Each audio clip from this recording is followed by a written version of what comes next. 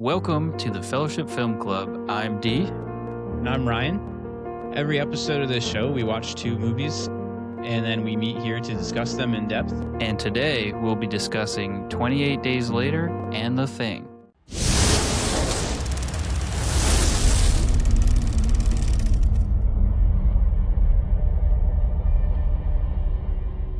So today we'll be discussing 28 Days Later, which is on my top 10 favorite movies. And for those new to the channel, the way we decided what ends up on our top 10 list could vary. So some people look into the craft and say like, oh, these movies were crafted immaculately, so let's go with these movies. But for us, it was more so, did we leave the theater with a changed emotion?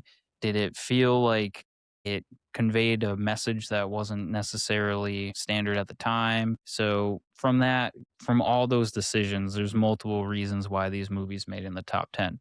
So for 28 Days Later, this one made it mainly because it was my first introduction to Cillian Murphy, who quickly became one of my favorite actors growing up. I watched all of his movies, including Red Eye, and saw that one in theaters. It was interesting. Have you seen Red Eye? I haven't. I've been meaning to watch it, but It's interesting. I don't know if it holds up. We'll have to see. But I love everything he does. And so for 28 Days Later, that one came out in 2002. It was directed by Danny Boyle. And the tagline for the movie was "The days are numbered." And it follows 4 weeks after a mysterious, incurable virus spreads throughout the United Kingdom. A handful of survivors try to find sanctuary. So, Ryan, have you seen this movie before?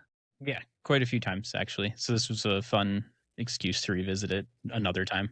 Nice. Awesome. Yeah. It was great that we decided to cover this movie because I rewatched it last night actually and found some interesting tidbits that we'll get to in a little bit. But without further ado, let's kick it to you for your movie pick.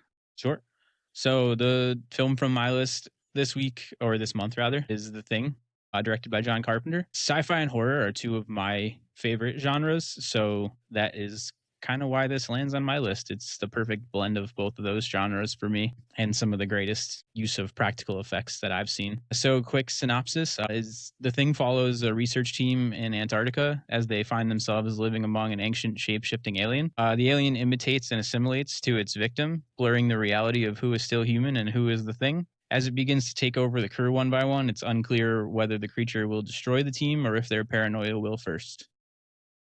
So, if I recall correctly, this was your first time watching this? Oh, yeah. Very first time. And the first thought I had, which probably diminishes the movie, which I don't want it to, but I was like, this is like Among Us, but a movie. And of course, we know that Among Us was probably inspired by the movie. There's also an episode of Futurama that is directly inspired by this movie as well, where there's an alien on board the ship and they're trying to figure out who's who, and it turns into a chaotic episode. But yeah, no, first time watching it, I'm glad you recommended it because I love this movie. This was a good one. I would say so far for your suggestions. So people who haven't seen last episode, the Royal Tenenbaum was suggested. I would say I like The Thing more than the Royal Tenenbaums right now. So What a weird 2 things to compare to one another. exactly, very hard to do, but I enjoyed The Thing way more. So yeah, great choice. Great choice. Yeah, your Among Us connection is interesting. I think there's a more familiar framework at play here that we can touch on a little bit more later that will call back to even before the thing that I think it plays off of. But yeah, it'd be fun to get into that a little bit. Yeah, so I ran into some fun facts on this movie. Let's see, last time I introduced you to the Mordecai hawk being stolen from the Royal Tenenbaums. This one's a little out there. Did you know that they had to use 5-gallon drums of KY jelly on all their aliens? And kudos to the actor that in the interview he mentioned this, because like he never been to a Diddy party at that point because he hasn't seen that much KY jelly. But yeah, apparently that's what they use to make the aliens look like slimier and more realistic. So yeah, that was a fun fact of the day. I haven't really dove into that too much, but I guess that makes a lot of sense.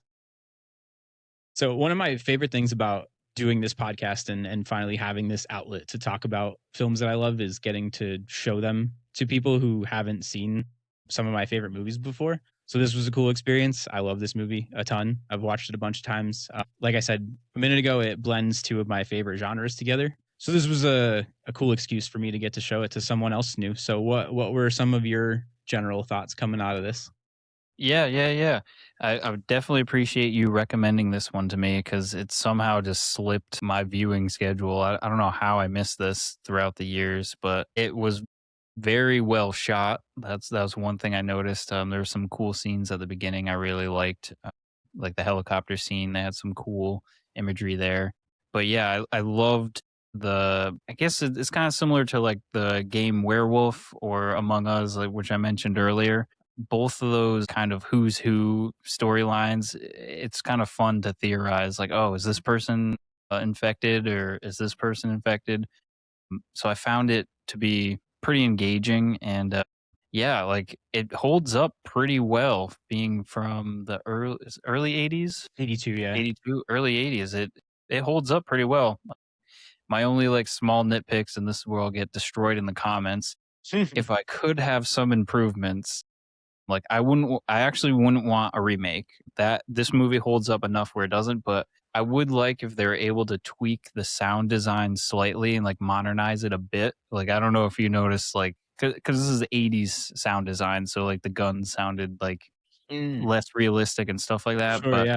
But like that's minor, and then maybe like they could George Lucas it, dare I say, and touch up some of the creatures with I'll call it I'll just say polishing. Like they do hold up still, in my opinion. Like they looked pretty good, pretty good. There's like some, 80s artifacts to it, but like it looked good. So I think that's a testament to John Carpenter and shoot, I forget his name, but the creature designer.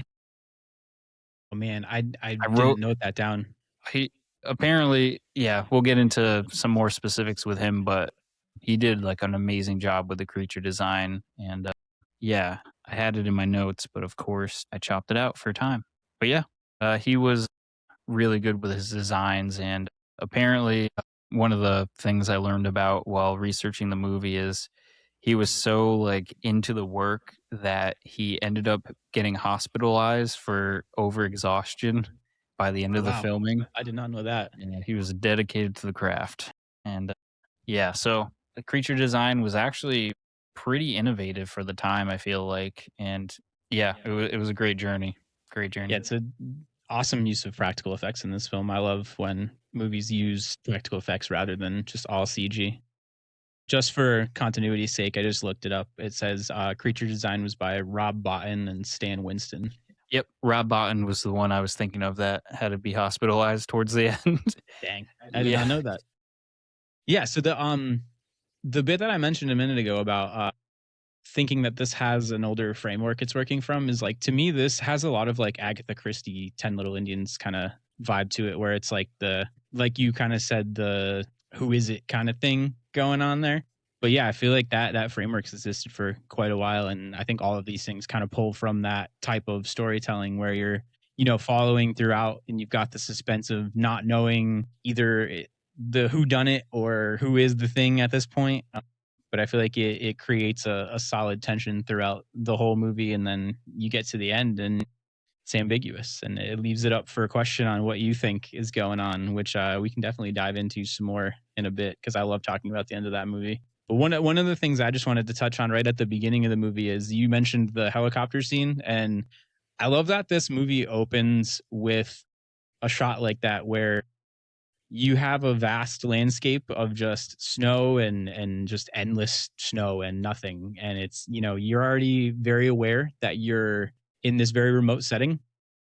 You don't know why there's a helicopter chasing a dog, which is pretty weird, and then they're shooting at it and it just really throws you into this setting of not knowing what's going on, knowing something is going wrong. And I think they keep laying that groundwork when you get to the point where the helicopter lands and they're trying to speak to the Norwegian pilot and there's a language barrier right away. So no one has any idea what's going on. And then you hear the American crew start talking about, are we going to war with Norway? And like nobody knows what's going on, but you know that something is wrong. They're in an immediate state of, panic. And we as the viewer are kind of going along with this and wondering, why is this helicopter chasing this dog? And what could this dog have done? And then you also have that really bassy thumping score. To me, it kind of works in a similar way to the Jaws score, where it's, the really ominous, slow paced building up of something about to happen. Yeah, and that was actually surprising. In my research for this, I saw that the composer ended up getting nominated for a Razzie Award for this movie. And I was like, that is ridiculous. Like, I thought it did a good job of building the suspense and all that. And I think to make spin that story into a positive, Quentin Tarantino ended up using the score for The Hateful Eight, and he ended up getting nominated for an Academy Award, I believe. So that was a way to spin that story around. But like, Interesting. yeah, He he used the redeemed same himself. score or just Themes, unused themes from the Thing movie. Yeah, interesting? That's one Tarantino I still haven't watched yet. yeah. I don't know if I have either. Actually, I have to look back. But yeah, so it's pretty interesting that at the time, I guess there is some uncertainty towards this film. But yeah, there's a lot of sound bites that like. Did you watch the Blu-ray interview after? I haven't, no. Okay, so that's where I got a lot of my information. And yeah, so we're kind of talking about the opening. Another thing towards the beginning of the movie that was kind of actually shocking is the intro sequence, the title sequence of like when the thing comes up on screen. I remember hearing about it, I think from a YouTube channel. I'd have to look back, but basically that was designed using like a fish tank, and they had some flammable material on the end.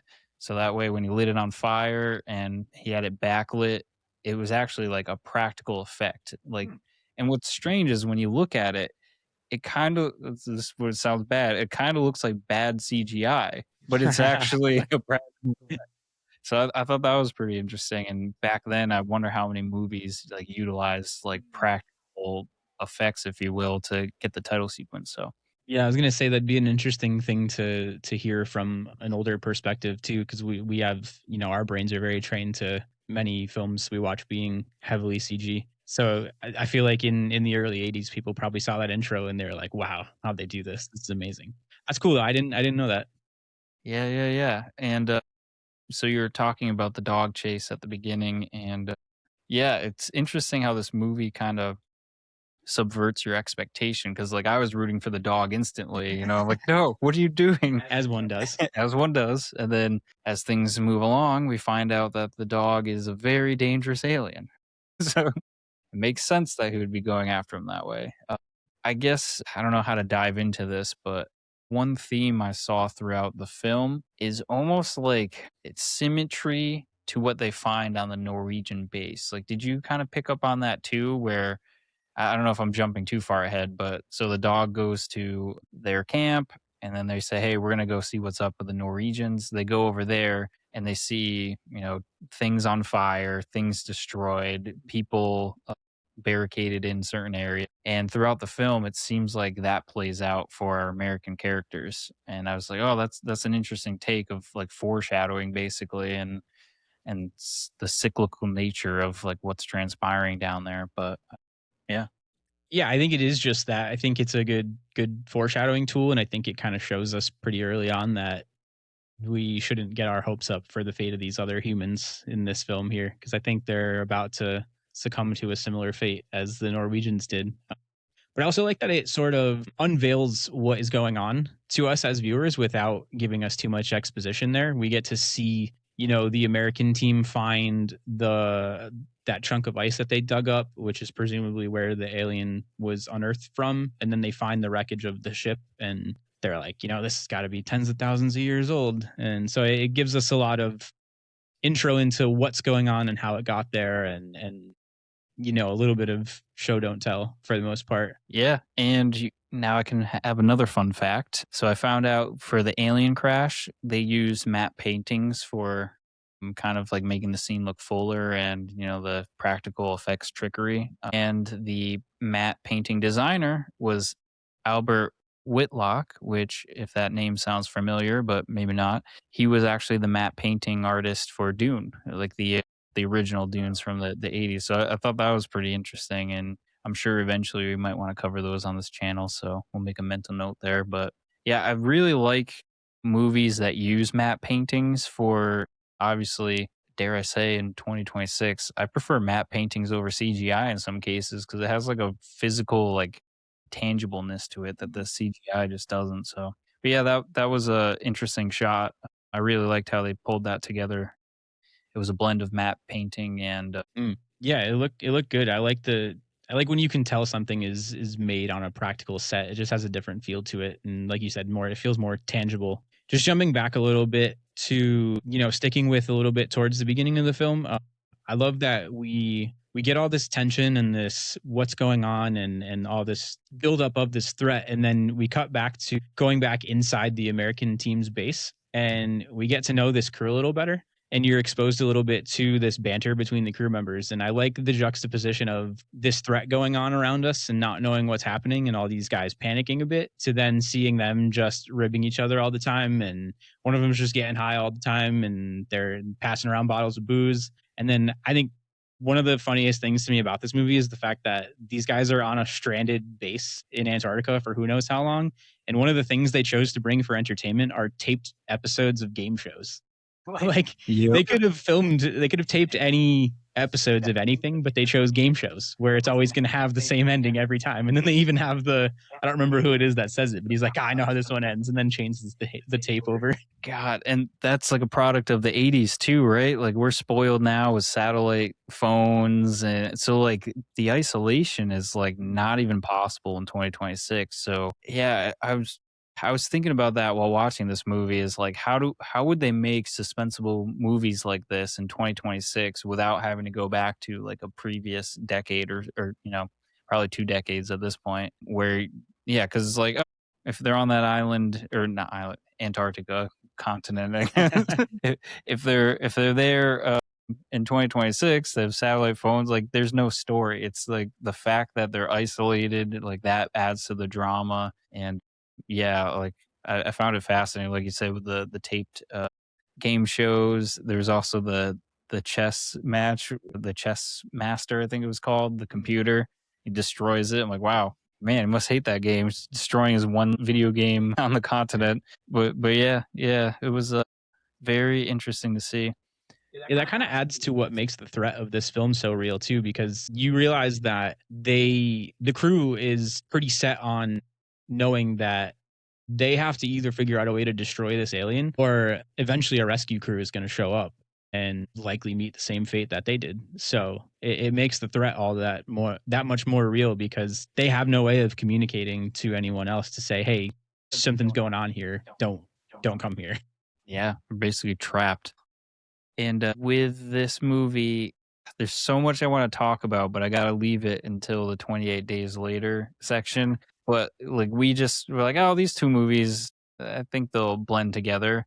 Like I couldn't, like I didn't imagine how many similarities these two movies have. So I'll try to save my comments till after. But yeah, isolation's one of those themes that sits in both movies, and as well as like stuff that happens like with the are you infected, are you not, like that plays a major role in both. But for this movie in particular too, as a kid who grew up in the 90s, I saw plenty of the Wilford Brimley commercials for diabetes, Oh yeah. having no idea who he was. So I think this might have been my first exposure to Wilford Brimley, other than those commercials. So I'm glad that his legacy lives on through a commercial in my brain. But geez, he did a great job in this film. If I remember correctly, he's the one that gets locked in the shed towards the end.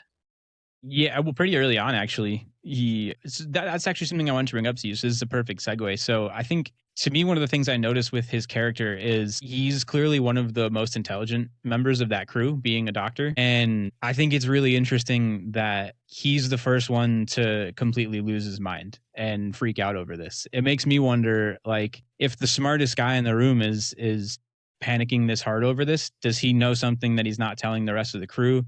Does he realize that they have no hope against this? And is he just, running for the hills to accept his fate. But yeah, I found that interesting. Yeah, that reminds me too. I didn't fully catch this. Do we know who cut all the blood bags in the? Is that a mystery box? Well, that's a good question. I for some reason in my head, I kind of want to say that I think there's a point where Blair isolates himself while he's still human because he's freaked out, but I think there is a point where he gets infected and then that's when he's causing all the destruction to the equipment. So I feel like it's part of that, but I could be wrong about that. So if we figure out a correction, maybe we'll come back to that after, but I think that's what my memory is telling me. Yeah, that was one of the scenes where I was like, oh, they didn't really explain, like probably on purpose, or they kept it very vague. But that was the only one I was like, I don't know who did this, and it adds to the tension, obviously, right? Like that scene was a great scene, probably one of my favorite scenes in the film was when they were testing the blood with and the tension like that. It went on for a bit, but it keeps you at this, the edge of your seat, just like wow, like where's this going? And the acting was phenomenal during that, and the tension was just so high. Yeah, that's one of the scenes where a lot of the fan theories kick in as well. There's bunch of theories as to how you can or cannot tell who's infected throughout the film, which I think are fun to dive into. In that particular scene, there's the theory that the person who is infected at that point, you can't see the reflections in their eyes. Oh, I saw that. On Yeah, this that's watch crazy. back, I did really notice that for sure. Which I can't remember the name of the character who's infected in that scene. It's tough when it's all just last names. I have a hard time remembering who's who. I think it was Palmer at that point. But yeah, if you watch that scene back with that in mind, you do notice that you don't see the reflections in his eyes just before it's revealed that he's the one infected. Yeah, I read that that was actually a choice, like a creative choice that was actually meant to be in the movie. But I think there's debate towards the end of the movie, like where spoilers at this point, but when there's two people left, I guess there's people theorizing, like, oh, I saw or I didn't see reflections in those scenes. So I don't know. But I think it was the production designer or cinematographer, whoever, one of the There's a different theory that I think is fun in regards to the ending, but we can save it for a few until we get into that scene properly. Just a couple other random things that I really love before we get to the ending. The first thing is, what on earth is McCready's hat? Like, why? He looks like Yosemite Sam. Every time I watch this movie, I'm like, why did they pick this hat of all random hats? cowboy hat, right? Yeah. It's so large. I don't understand. And it makes me laugh every single time I watch it. I wonder, I feel like pilots in the Vietnam War era would wear those kind of hats. I wonder if Okay. that's what it's from, but yeah. It'd be. It just makes me laugh every time I watch this movie. It's fantastic. I love just like watching him like fumble his way into the helicopter because his hat's too big and just it's so good. And then a couple other random notes I have. I really love slash hate the initial outbreak scene with the dogs because it's just so devastating. But it's also such a great use of the effects there and such a way to really kick off the alien invasion going on because it's so just horrifying and it just all is blowing up at once. And just the choice to use dogs as the vehicle there is, I mean, it's smart and it's also just, I hate them for it because it's tough to watch every single time.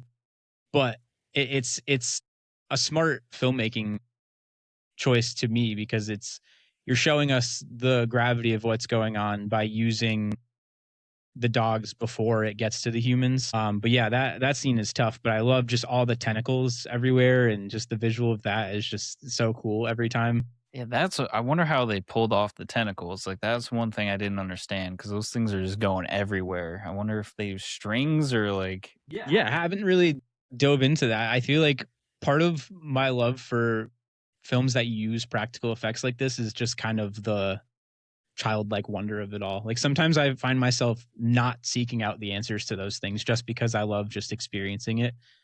Uh, you're in luck because I did look up some of this. Um, one of the things I ran into, well, I'll start with some feedback from the cast on the dog. So the dog was actually part wolf, and they were actually some of the actors were actually pretty scared on set because the handlers for the dog would say, like, if it ever stares at you blankly, that means like you're in danger. And it said it happened multiple times on set where it's just staring at them.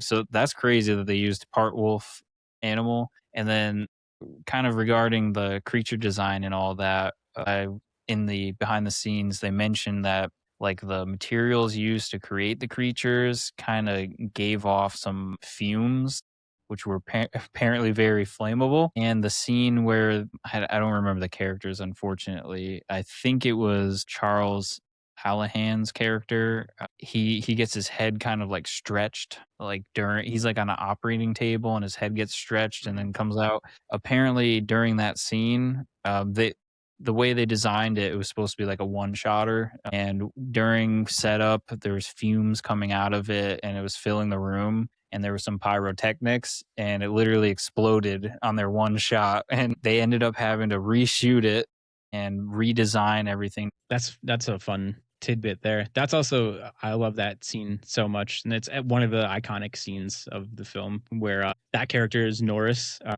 I love the bit where his stomach opens up and just bites off Cooper's Oh, arm, yeah. and then it turns in, his head obviously crawls away, and then you're also discovering that this alien doesn't need the full body in order to remain alive, because you watch the head crawl away and then grow those awful spider legs and just walk away and turns into one of the coolest monsters I've ever seen. Oh, that I wonder if they use like robotics or something for because that one looks super creepy. Oh, Yeah, speaking of explosions, though, that's one of the things I don't think I ever really consciously noticed this as much as this rewatch is. I feel like John Carpenter was having way too much fun with explosions in this movie. the Michael Bay treatment. There was way more explosions than I ever recall noticing in any prior viewings of this. That's another fun fact I saw with the explosions. Apparently, towards the end, where Kurt Russell's character throws the dynamite when he's in the caves, apparently the explosion on set was so strong it actually blew him back in real life. Like that was so that's pretty crazy. And another thing, oh, this is a controversial one that, that could get us some heat in the comments, but while watching the behind the scenes, John Carpenter said he wanted an all male cast. And I believe there was multiple reasons. At the time, he said that the majority of movies were, mixed casts and all that, mixed genders. But he wanted one authenticity for the time. So at the time, there was mostly male scientists in Antarctica, so it wasn't typical. He also didn't want the like romantic stuff being thrown into this. Like he wanted to be solely focused on like the psychological thriller of the alien and who's who. But I found that interesting because, like, circle back to 2026 now, and we have the arguments of people complaining about like characters getting inserted and genders being changed and stuff like that. But like, it seems like societal norms and trends are cyclical. So this was made in the 80s and there was complaints about this, and now we're in 2026 and it's coming around again. So it's just interesting. Yeah, I think to me, I think the biggest takeaway there is like, what is the story you're trying to tell? And does the casting fit the story you're trying to tell or does it not? I mean, really, at the end of the day, I think what you're saying is in regards to it being accurate to the time period. I feel like, I mean, I wasn't alive then, but from, just watching and reading things, I feel like that's probably pretty accurate that most scientists were male at that time. So I don't know. To me, it kind of makes sense. But yeah, like you said, I think a lot of people get up in arms about this topic a lot of times. And I think really for me, what it boils down to is like, is the filmmaker telling the story they want to tell? And is the cast fitting to that story? I think sometimes it feels like casting choices are made in a forced way that doesn't really, add to the way the story is being told or, moving the narrative along. But I don't know. I mean, I'd also be curious if the characters in the book that this is based off of were all male as well, because that could also be another factor. I believe they were all male. That was staying true to the source material, from my understanding too. That was the other reason. Mm. But yeah, just interesting that was a conversation in the 80s. Really, like it's just something that keeps coming up. But I think the point you brought up about not introducing the added layer of any sort of romantic tension too is a good point. I think that we would have had a much different film if that were in there as well. exactly. might have lost a little bit of steam had that been in there. Yeah, and from my understanding, I haven't seen it. Have you seen the remake of the thing? No, I probably won't ever watch that. So I guess there's some changes in that movie, but I haven't seen it yet, so I don't know. But yeah, it's just that for some reason that because of the times we're living in now, when John Carpenter mentioned that in the interview, I was like, whoa, okay, so he's talking about that in the '80s, so it's very interesting. But yeah, other than that, the only other like fun fact I had that kind of caught me off guard was Charles Hallahan. I didn't recognize him in the movie because he's so much younger, but I recognized him in the interviews. I was like, why does that guy look so familiar? Turns out he was in Dante's Peak, which is one of my favorite movies growing up. He played, I think, one of the scientists with Pierce Brosnan, and it was just interesting to see him in another movie. I haven't.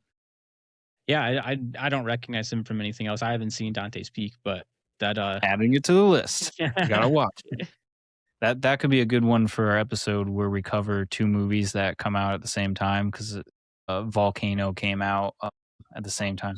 Okay, so yeah, it's basically like that, but with Pierce Brosnan. And I'm thinking of a different disaster movie. Actually, sorry, I almost went into Deep Impact with Elijah Woods in Deep Mm, Impact, which is the same time as Armageddon. So there's a lot of those movies, but there could be there's a lot of potential for disaster movie discussions. There's so many. yeah, I feel like for this episode we kind of ran into horror or it like both of these movies kind of subvert the genres a bit. So yeah, when we get into that conversation, it'd be interesting to talk about similarities too. But yeah, yeah.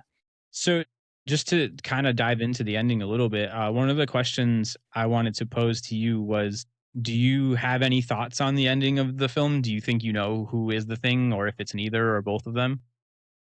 I was dreading this conversation. I Um, don't think there's a right answer, so I'm genuinely interested in what you think on just having seen it one time. so only seeing it one time, I would land on I think neither of them are infected, but this is me just wanting like a very dark ending. So in my head canon, neither of them are infected, but no one comes to save them. So they're just basically stuck there, and that's the abysmal ending that I. But how about you? I mean, I think that you get a dark ending no matter what the answer to the alien is, because I think either one or both of them is infected and that's going to take them out, or they're just dying in the cold anyway because their base is destroyed. So they're done. I mean, and then when that rescue crew eventually does come, you have to imagine they're likely going to meet the same fate, because we learned that the alien is capable of living while frozen and then thawing out and Oh, becoming active again. and I think I read that they're making the thing too. So maybe one of them has to be the thing. Maybe, I don't know. I haven't really looked into that sequel much yet. I'm a little apprehensive about all of that, so we'll see where that goes. Just But brushing along, brush yeah, past that topic. yeah, I mean, kind of, yeah. That's what I've been doing in my brain. So, so a couple of notes. I personally like the ambiguous ending. I think that it makes the film work in a way where, like we were talking about, you get that bleak ending no matter what, because they have no chance of survival, whether it's by means of alien or freezing. So I kind of like the way they go out, not knowing the fate of one another. It works to the theme of the whole film of like outside force versus internal paranoia, where you have these two guys that are kind of quietly accepting their fate together, and they're like, let's drink to this. I think it makes the ending work a little bit stronger by not giving us the answer. I think movies that do keep the endings ambiguous, they kind of create like an almost legend around them. Like you have a poster behind you right there of Interstellar. That's another one that kind of leaves you wondering like what's going to happen because you have Cooper heading out and without spoiling because someone watching this going, I haven't seen that movie yet. But yeah, there's a lot of movies that leave you wanting more basically. That's just it for me, is like, I like when a film ends and I want to keep talking about it. And I think having an ambiguous ending gives a perfect gateway for those conversations, because you can talk to 100 people and get 100 different answers on different interpretations or different readings of how something played out. And think it just makes for fun conversations. The one bit of fan theory at the end that I alluded to before is at the end when you're watching just Childs and McCready and trying to decide if one or either of them is infected, what some viewers have pointed out is that at the end you can see McCready's breath in the cold, but you can't see Childs' breath. So a lot of people think that maybe Childs is infected because you can't see his breath. Oh, that's another good theory. I'll also keep an eye out for that for the next watch. Yeah. It is pretty obvious. I mean, I think it could just be 80s filmmaking mistake, Hmm. but who knows? That could be interesting. Yeah. All right. That was a good, I think, way to cap off the thing conversation is the ending and its ambiguous ending, which I think when we discuss 28 Days Later, there's going to be a lot to talk about as well for its ending and where it leaves. So I don't know. Do you have any final thoughts for the thing, or should we move on to?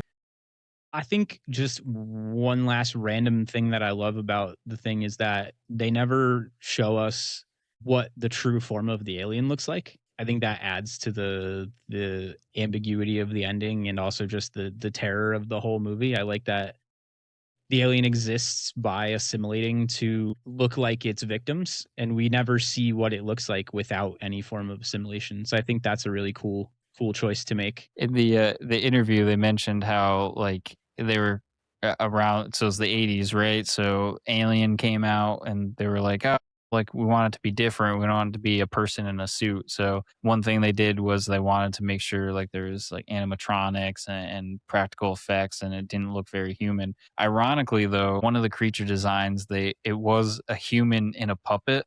I think it was the dog scene. Actually, there was, if I remember correctly, there was a human in there that was controlling like the face of the dog that comes out of the body like with his arm, and he was kind of, they hid the body and like the blob of the rest of it. But yeah, there was a interesting thing. So they were trying to, they didn't want to be like Alien basically and do their own thing, which was cool. But yeah. All right, so now we'll move the discussion to 28 Days Later. Fun fact right off the rip for this one. Do you know the inspiration for 28 Days Later? I feel like I just read this and I already don't remember. Apparently, one of the inspirations was the Resident Evil video games around that time. I have that in my notes. I Nice. just didn't retain it in my brain. And apparently, Alex Garland, when he was thinking of the or conceptualizing the idea, he's like, "Oh man, like zombie movies are slow moving and there's not a big threat." But when he was playing Resident Evil, the suspense and everything and the tension built when he was running out of ammunition, and the dog scenes in Resident Evil, like those things move so fast and they were so scary that inspired him. Like, oh, what if the zombies move really quick in a zombie movie? And yeah, that's where 28 Days Later comes through. So when I saw this as a kid, so I think this came out in America in 2003. So I was 13, and it was probably the sweet spot for me to see this movie. I feel like I feel like it was one of those first films where it felt realistic, where previous zombie movies just, they were kind of a little bit too far fetched for me. But this one seemed like it hit home. That they used the handheld cameras to film the majority of this movie. That's actually jumping a little bit ahead, but I'm actually curious. Did you notice the quality of the film changing towards the tail end of the movie? I know there's a couple scenes that were filmed on actual film cameras rather than digital camera, but I feel like it wasn't enough to take me out of it. I feel like it worked Yeah. in the favor of the film. Yeah, from what I read, they wanted. We'll get into the endings. They're multiple, but they wanted the film to feel more hopeful at the end, and they went with 35 millimeter actual film for those shots, which was cool. But multiple times when I watched this movie, it was probably on like a crappy CRT or something like that, so could not tell a difference. But watching it on OLED screen, I definitely noticed it this time around. But yeah, for this film, the first question for you is why wasn't it on your top 10? That's a good question. I do really love this movie a lot. I think when I made my list, well, okay, so to back up a second, I struggle with list making in general. It's something that I don't know. I have a hard time with it. I feel like it makes me feel like there's a definitiveness to putting something on a list that I'm uncomfortable with. So I get a lot of anxiety when I try to make lists or rank things or rate things and all of that. So just a side note. But when I was trying to make my list for the sake of this podcast, I tried to be conscious of differentiating a little bit. So I have a few things on there that are already in the sci-fi horror space. So that's one reason why. I also just think that there are maybe other horror movies that to me personally I would put higher up on my personal rankings. But all that to say, I do still love this movie a lot, and it was very fun to watch it again. I think this was the first time I've rewatched it since the Legacy sequels have come out. So that was a cool, fresh take on it to Same. watch. Yep. You can really see Danny Boyle keeping true to his initial style in this film, but he learned some things along the way, found some new tech, and I don't want to get too deep into the sequels because we'll save that for another episode. But just for a frame of mind going into this rewatch, it was really cool to rewatch this film with the sequels living in my brain now, and I always have a good time watching this movie. It's so fun, and I have a brand new TV in my basement, and Nice. got to throw it on there, and it was really fun. Like you said, watching an old film shot on a potato on an OLED TV. So that was a good time. And it's a good segue for the 4K release is coming out in September. So I'm going to have to rewatch it again with the 4K version and see what changes they may have made. How does it look? Because it does have its charm with that handheld DV taper. Yeah, I think that's what they use, the digital. And like you said before, I think that the method of filming this really does add to making it feel less like a movie and more like something that could really be happening. Because that's something I really picked up on this time around. It feels more real than most other films you watch, which is really cool. I also love, to that note, how they were able to achieve some of those shots in London, like on location, which is a crazy feat. And reading about how they had to show up super early in the morning to get some of those shots so they didn't have civilians on the streets. And Yep, 4 a.m., yeah, 50-minute shots. Like, oh man. it's impressive. Yeah, and I think I was reading that they would never be able to do that post 9/11 in London, which is crazy because, yeah, those scenes are iconic. And that's one of the reasons why I picked this movie is most movies made today would probably use CGI to make it look like an empty area, but you can just feel it being empty and desolate, which is one of the reasons why I really like this one. Another reason why I picked this movie is due to the tonal shift 3/4 of the way, roughly through this movie. So, without jumping too far ahead, one thing I liked is the tone that Danny Boyle has throughout. Like he does a good job of keeping it, very stark and dark, but having like little moments of levity throughout. Like one of the highlights for me was the scene in the grocery store where they're shopping. The soundtrack for that like really hit. I think it's a song by the band Granddaddies or Granddaddy maybe. Correct me in the comments, but it's really like a pop song, and it kind of has a punk feel to it throughout the movie, and it's like a punk style of filmmaking too. I feel like it's a guerrilla shooting. So I just really love the vibe of things that Danny Boyle spits out, which is why on my list for future episodes we'll be covering Sunshine, which is also him, I believe. And do I have him a couple times on my list? I think it was Sunshine in 28 Days. Yeah. Okay, so I have that. Yeah, but yeah, I really love Danny Boyle's work, and so kind of jumping ahead of, well, I'll stay in some fun facts. Well, just to real quick touch on the grocery store scene while we're there, I agree with you that he does a nice job of keeping the through line of this being bleak and awful while still bringing us that levity. And that scene in particular is a good one. And I always love just Brendan Gleeson in this film as a whole is a great welcome presence, and he brings a lot of different tone to the film. Like when they first find him, and he goes from being in the stairs in that menacing full riot gear, and then he takes off the helmet and immediately just, it's almost as if he's acting like there isn't an apocalypse going on around him. He's just like, "Hey guys, how you doing? Welcome to my flat." Yep. And then in that grocery store scene, I think one of my favorite parts with him is they're all looking for the food, and he's walking through all the the rotted produce, and he comes across the apples and just irradiated.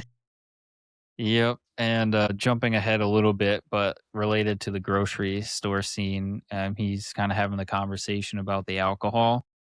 And Mhm. I don't think I caught this in my first viewings until now, but I did know that the soldiers at the end pillage their stuff. Like I got that, but I didn't realize that. I think he's like the leader soldier. I don't know his name, unfortunately, but What was it, Commander West? Christopher Eccleston? yeah, Yeah. yeah, yeah. He ended up taking the alcohol into his quarters and shared it with Killian Murphy's character, Jim. But yeah, the other reason why I like the grocery store scene is it's like one of those like apocalypse fantasies almost. Like if the world was ending and you could do whatever you want, it's like, oh, I can go in a grocery store and just fill it up and walk out. Like that's got to be a pretty cool feeling, probably reminiscent to our 90s childhood with I don't remember what it's called, but you remember when they used to have the challenge where you could go into like a Toys R Us and like fill up your shopping cart in 1 minute or whatever? Oh, yeah. Yeah.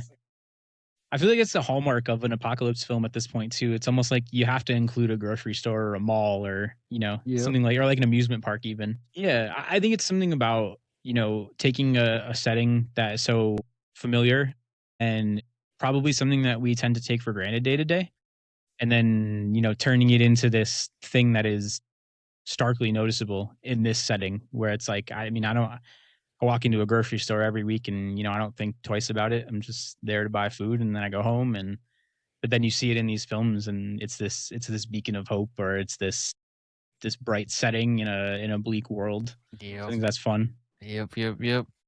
Yeah, I feel like this movie did a great job of highlighting some of those features, including like I think it was shortly after the grocery store scene when they decide to camp out in kind of like a farm area and you get to see the wild horses and yeah, it's interesting to see like how wildlife would adapt in a horror situation like this. But yeah, besides those scenes, jumping a little bit around here, I found out that Ian McGregor was originally supposed to be cast for the lead, or he was top of the list, and he couldn't due to scheduling conflicts. And then shockingly, Ryan Gosling was also a choice.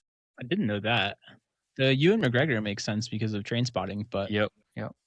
Yeah. So those were the two choices before Killian, and he saw Killian Disco Pigs, which was an indie film that I think was one of Killian's first films, if I remember correctly, and it was based off of a play. I hope I'm getting this right. I think it was based off of a play of the same name. I don't know either way. So Now fact. But yeah, those were some of the surprises. Like one thing I like about this podcast is going back, looking at movies I love and finding out new facts.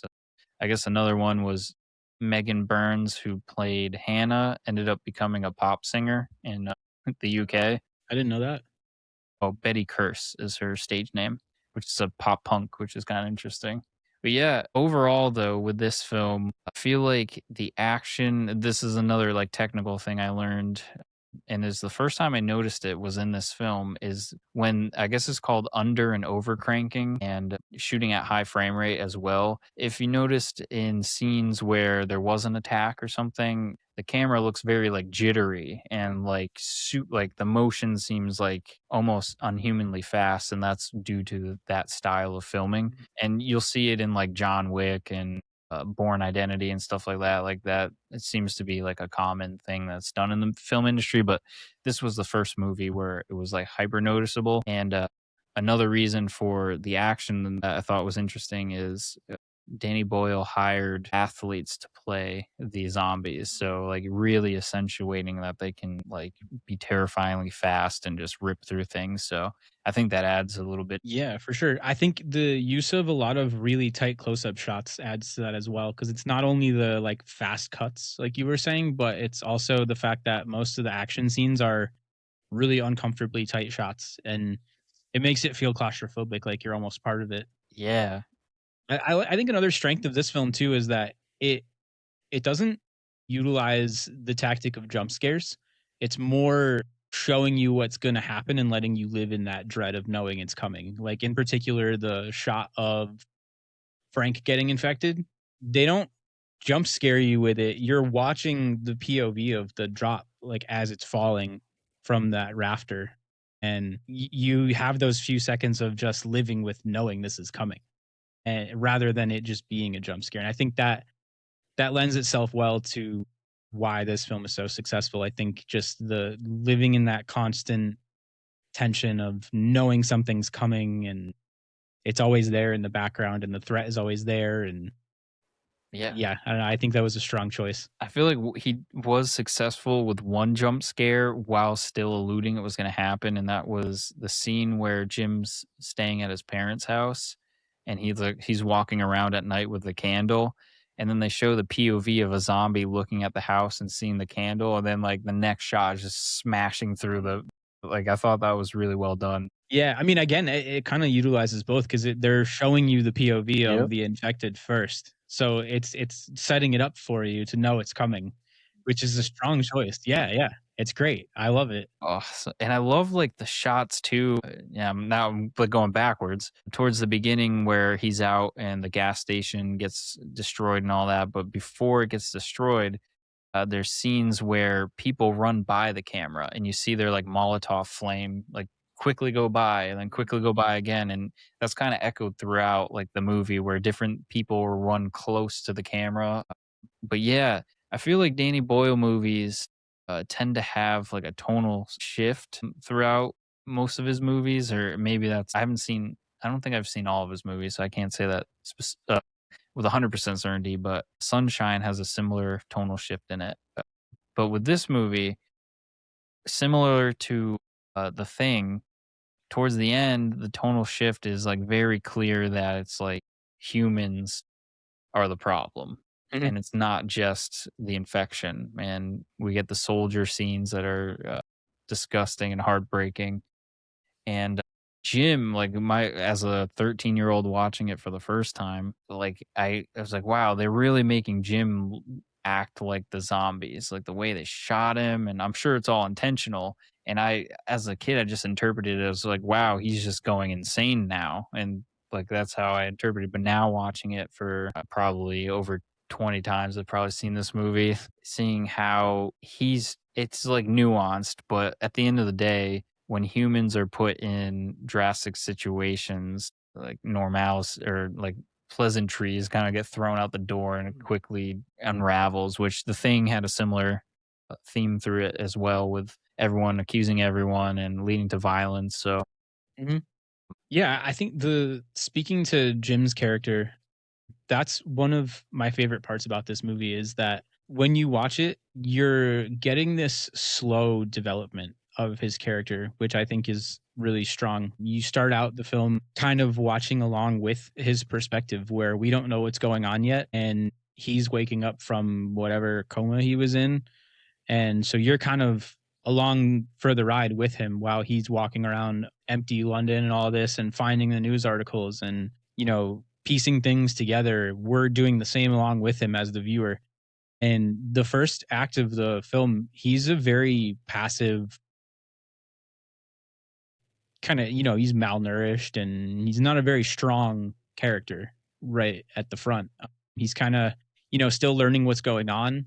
This is all very startling to him still, and he's just kind of adjusting to what's going on and figuring out. And like I said, he's very passive. And then you really get the you really get the turn when he escapes from being captured by the military soldiers, and then when he comes back into the house and releases Mailer from the chain, and they kind of have that mutual like understanding of like, okay, time to go. And then that those shots of him getting revenge on all those soldiers are exactly what you were just speaking to, where it's hard to draw the line between how the infected are acting and how Jim is acting in that scene. And I think that really speaks to the large message across this whole movie is, a few things really. It's like you were saying, it's is the real threat the infection, or is it what humans are willing to do to each other in these situations? And then I think one of the questions that this movie makes me ponder is, when do humans stop being humans? Like, how do we decide that? And that's kind of one of those things that really runs through this whole film, and particularly the new legacy sequels as well. But it's like it makes you question, like, does this infection remove the humanity from people? And like I said, when do humans stop being humans, and why do we feel like we deserve the power to decide that? Ugh, deep, getting real deep. Yeah, and both movies too have a little bit of the animal aspect in it as well. Like with The Thing, we have the dogs who could get infected, and in 28 Days Later, at the beginning sequence where the activists are trying to free the animals, the gorillas and their chimpanzees were infected. And luckily, and in 28 Days Later, I guess we have a little more hope because the animals weren't, other than the chimpanzees, they weren't really depicted as being infected. If I remember correctly, the horses seem to be normal. But yeah, it's very depressing when the animals get involved. Like, yeah. I don't want to turn to John Wick or anything. Vengeance on all, yeah, but very, very depressing. I almost think that the horse scene in this film sort of plays into that question even more, where it's like you're watching these wild horses and they seem to be much better off without humans taking up their space.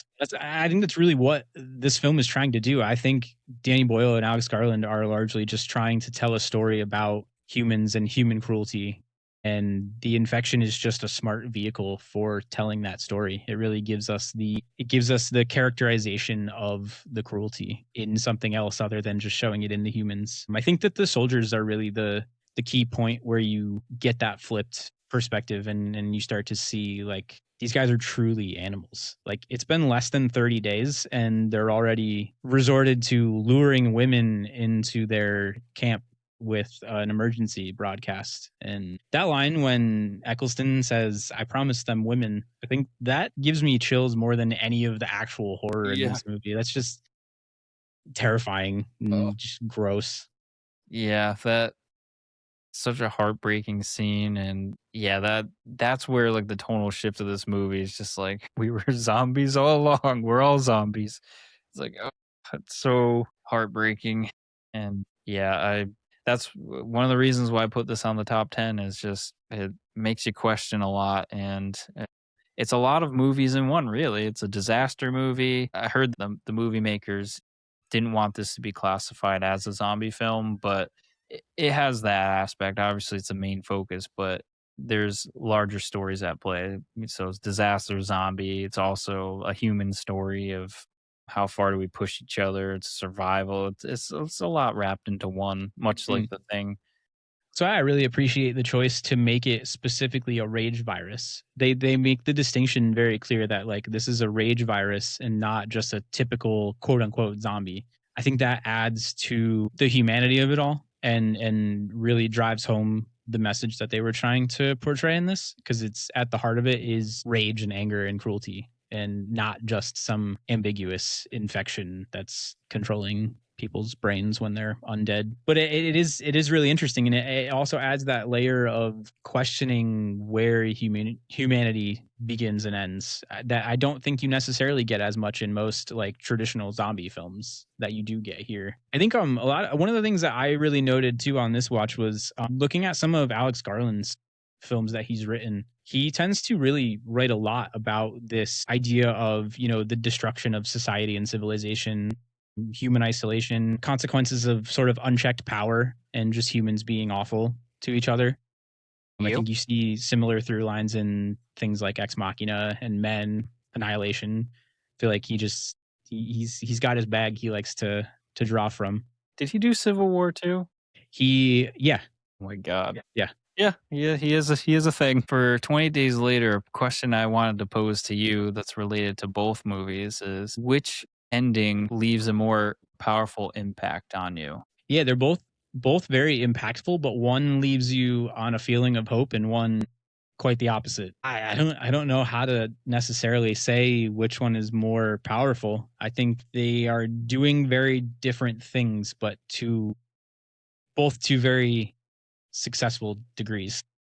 Yeah, no, I agree. Speaking of endings, I'll kind of give some trivia on the alternative endings. And this is where, if I could get on a soapbox for a second, I would say I want to know who's doing these stupid, what are they called?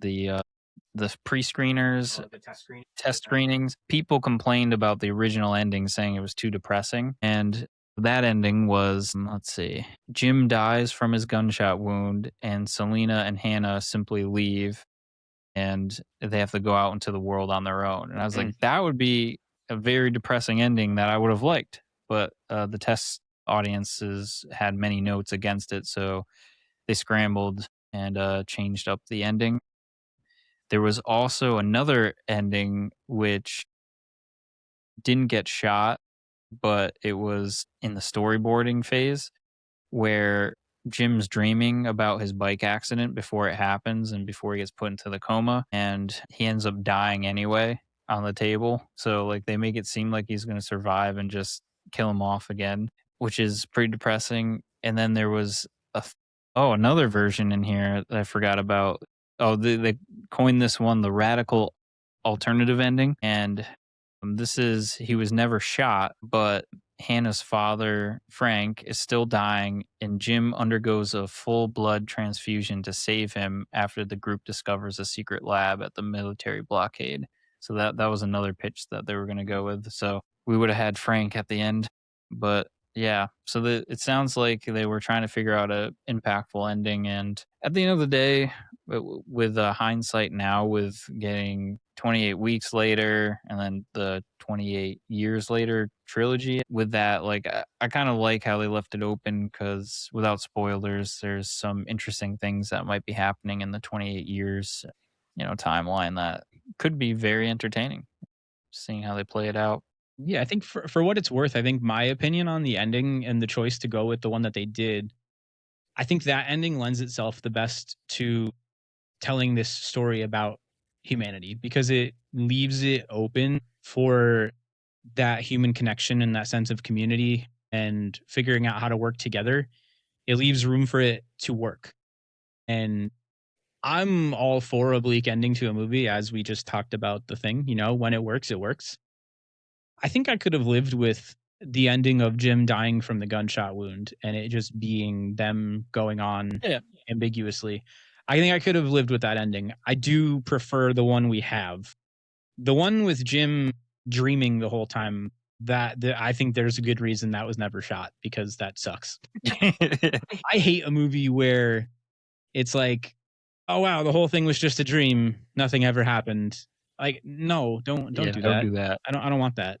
So I'm glad that ending never caught any wind. I agree. Yeah, I think at the end of the day, I really like this ending. And 28 years later, like I wanted to do it before this watch, but I didn't have enough time. I wanted to rewatch 28 weeks later because I only saw that in theaters, so I have no memory of it.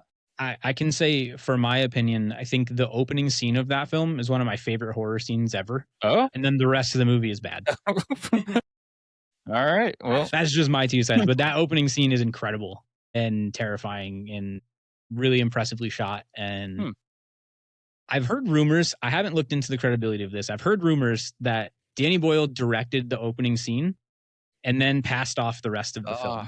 And it would make a lot of sense as to why it turned out the way it did, if that is the case. But yeah, I don't feel the need to ever go back and rewatch 28 Weeks Later aside from the opening scene. Wow. All right. Well, maybe I'll give that a shot. And we were fortunate enough to get Danny Boyle back for 28 years later, so more of his vision. And yeah. And like I was saying before, I really appreciate how you can see that he really kept true to his original style. He just has some new tricks in his bag, and I loved it. And honestly, props to Nia DaCosta for Bone Temple too, because I was nervous when I heard that one wasn't being directed by Danny Boyle, but she crushed that. Yeah. I love that movie so much. Yeah. Dare I say, I think I even like that one better than the first 28 Years Later. I think it might edge it out a little bit for me too. Yeah, 100%. Well, yeah, I guess now we should probably move into the community section, because this is where we'll talk about both movies, and there's some connections I wanted to go into anyway. So yeah, let's move into that. All right, so now we're diving into the community section, and if you have any tidbits or comments you want to make about any of the movies we're covering, there'll be a link in description, or you can email us at fellowshipfilmclub@gmail.com and let us know what you think.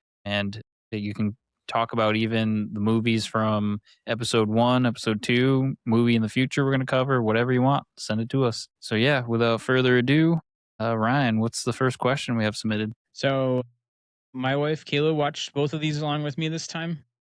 She had a few questions that she wanted to kick to us to discuss here. The first one is, what do these movies say about human nature and survival instincts, and what role does isolation play in both of them? And then she put in parentheses, man as the real monster or threat. I think that answers that question right there. Man versus bear. Choose the bear. Yeah, I feel like for the isolation question, what's really interesting there is the isolation does add to the drama in both cases. And we start both movies with isolation, basically. Jim's isolated in the hotel room and the crew's isolated on Antarctica. So it adds to the drama. There's no, you can't envision any sort of help coming for them in Antarctica, at least in a timely manner. And with Jim, he's walking around London and it's just completely empty. So I could totally see the looming threat there. And then for her question on survival instincts and is man the real threat, it seems in both cases we kind of crack under pressure and start to do horrible things to each other. And unfortunately, we see that in the real world. So it's not even a film thing, it happens day to day. So yeah, I think that's a great question for sure. I think the isolation really plays into both of these quite heavy. I think being in those isolated settings, it increases the need to learn how to work together with the few people you have left around you and form a sense of community and trust and understanding each other. We see the successes and consequences of doing or not doing that in both of these films. I think if Jim never finds Selena and Mark in 28 Days Later, we have a much different movie. And then I think even further than that, if that group never finds Frank and Hannah, again, a much different movie. And then again, if that group doesn't find the soldiers, much different movie. You see where the small group learning how to work together gives them room to create some room for success. And then they meet those soldiers, and you see the other end of that where they're a group of men clearly just out for their own gain and not interested in learning how to work together to help solve the larger issue at hand. So you get a little bit of a glimpse of both sides of people who are and are not figuring out how to work together in that isolated setting. Wow. And looking on this list here, I want to ask this question to you because this one intrigues me. Which movie would you rather have to survive in? Not many great options in this case. I don't even know how to dissect this. I almost feel like the answer has to be 28 days because you get the glimpse of hope in it. I think the thing, you have zero room for ever making it out. Like even if they somehow defeat the alien, they've destroyed their base. The Norwegian base is destroyed. All their equipment's wrecked. They're just going to freeze to death even if they do defeat it. So like, I don't know if we're getting that technical with it. That would be the way that I would decide that. But the real answer is neither, because an infected human charging at me at full speed also sounds not fun at all. I think I'd have to agree. 28 Days Later for me is how I'd want to survive versus the thing. And my other reasoning behind this, which is depressing, is well, in 28 years later, we find that humans survive for 28 years, right? It's not a spoiler because it's in the title. So it's like, okay, it's possible to survive, but you'd have to be in the right location. Like if I was infected where I live right now, or if the infection spread here, I would be pretty against that. But if I was out in the country or something, I think I would have a better chance of survival. I have more time to prepare and all that. So that would be I would want like a vacation home somewhere in the wilderness, and then I'll take my chances. But Yeah, you're also not fighting against the climate of Antarctica either. I feel like you're kind of doomed yeah, from the get go there. yeah, just like resources alone, especially in the 80s. Like I don't know what they used for heat sources back then, but I flame flamethrowers. Yeah, so yeah, I think we're on the same page there. 28 Days Later is the world I would rather live in if I had to choose between the two. So let's see. Another question that she kicked to us was, How would the movie have changed if there was more cooperation rather than paranoia? I mean, I guess you could ask that question of either film here. So how would they change if there was more cooperation rather than paranoia? I think just a quick recap of what I was just talking about. I feel like kind of goes hand in hand with this question. Like you see in 28 days that this group of people who does learn to work together, they have some chance of hope by the end of the film. They're able to overcome not only the threat of the virus, but the threat of the soldiers that they're up against. And you see the positive outcomes of learning how to work together and cooperate. I think the thing kind of shows you sort of the flip side of that, where they're all very mistrusting of each other and quick to point fingers and blame one another and not very cooperative. And we see how that left them. Yeah, that was a great question. I couldn't agree more. I feel like in 28 Days Later, we got to see different factions of cooperation play out. Like we got the soldiers cooperating with each other, doing horrible things, but they were cooperating. And then we have a small team working together. And unfortunately, we lost Frank, sadly. But yeah, the thing, yeah, going back to even the original question of which one would you rather survive in, like I feel like that's just that setup of having an invisible virus, I guess you could say, or invisible threat. Like that's going to just lead to everyone mistrust everywhere. Like it'd be impossible to trust someone, and especially with the fact that it seems like the thing could be triggered at certain points, right? Like you don't necessarily, like you could be the thing for weeks, it seems like, and nothing happens. Like so you can be stealth for a while. So wouldn't yeah, cooperation would be better. So that's leaning towards 28 years or 28 days later. I'd rather be in that world because eventually you'll be able to trust some people with, the threat being very obvious. Yeah, you'll if you're not vomiting blood everywhere and running at someone at full speed, you're probably okay, unless you're the soldiers. I guess I don't know. I'm talking in circles now. Yeah, I guess, and you get the craziness as we go into 28 years later. So yeah, I don't know. It's a lot. Let's see here. So this was submitted by my friend Steve, who was infected first in the thing and why. Fun question. I think there are multiple ways that you could look at this. I think there could be an argument to be made that it was Gary because he's the closest to it right away with the dogs. I think he has the most potential to be infected right away. I also think it makes it tricky to read into his reluctance to fight the infected dogs. Like, is it just his emotional connection to the dogs kicking in, which you like to think it is, or is it him trying to protect the alien? I think there's a case there. I think there's also a case that what if McCready was infected first all along? I don't have a lot for that to stand on. I'm sure someone on the internet does, but I think that would just be fun for it to be him all along. But the whole time we as the viewer sort of gravitate towards him as the leader of this group. And I think the last potential thing I would maybe think is maybe it was Blair the whole time, and that's why he isolates himself to give it to as the alien to give itself room to survive and learn to assimilate to these humans more, and then figure out how to spread little by little as it's destroying their chance of survival. I don't know which one I want to pick out of those, but those are my Wow. incoherent thoughts. The the only thing to add to that is the scene that got me thinking someone was sus, bringing in Among Us terminology, was when the dog goes to visit him in the room. That's when I was like, oh, did he get infected at that point?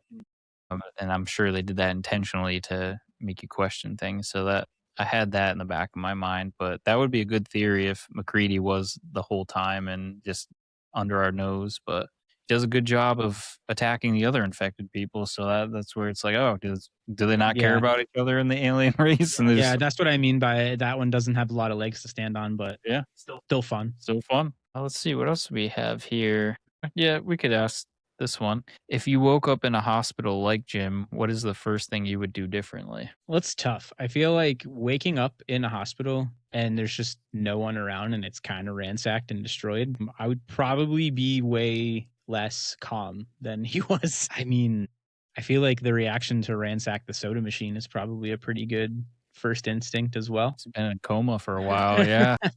Yeah, I don't really I think that my survival instincts would not be very strong if I were ever in a situation like that. I don't think my modern brain is well equipped to be put in those kinds of situations. God. Yeah, I didn't even think about like if it happened now, like how long does it take for our infrastructure to go down, like all of our power, our phone connections, like will they work without humans being at their jobs doing what is needed to maintain? So, yeah, I wonder how many people would be able to survive without access to the internet now cuz like all of our knowledge is just stored on a computer and like a lot of us wouldn't be able to survive off of things like I wouldn't know how to probably grow a crop or anything. Mm. So, I don't know if I could find my way to drive home from your house today without my my God. phone.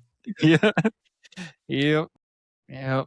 It's definitely technology is making our lives easier, but making us softer in the at the same time, I guess. Makes us more reliant on it, rather. Yeah. Yeah, that was a great question. Let's see. Maybe do a couple more and we'll wrap up here. Yeah, I like this one from Steve. Do you think McCready was actually the best person in the thing to lead the group, or did everyone just follow the guy with the flamethrower? Yeah, it's tough. Like, it seems like the obvious choice for a leader should be someone with the most knowledge. So you would like want to skew towards having like the doctor, someone like helping with coordinating how to study or, work with it. But people have different skill sets. So a leadership skill set is going to be different than that. And yeah, I don't know out of that bunch of people who I would want leading it, and it's my first watch, so I don't fully grasp the intricacies of each character right now. But getting Kurt Russell as the leading man in this one, it seems like he had some leadership qualities in him. He made some hard choices, I guess I could say. Whether they're the right ones, I don't know. What would I do in that scenario? I have no idea. I felt like tying multiple people up to. I think they were tied together, right? Or were they separately tied? Are you talking about in the scene where they're testing the blood Yeah. samples? There, I think three of them are tied to the same couch. Yeah, so I feel like if I had the resources, I would do that a bit differently, having them separated. Because if you have one infected person tied to a bunch of other infected or maybe not even Which infected, almost but happens. yeah, it's like that's gonna cause a snowball effect, so I'd rather them be separated as much as possible, but he did what he had to do with the knowledge he had, so yeah, I guess I would lean towards the doctor if he wasn't infected, but yeah, how about you?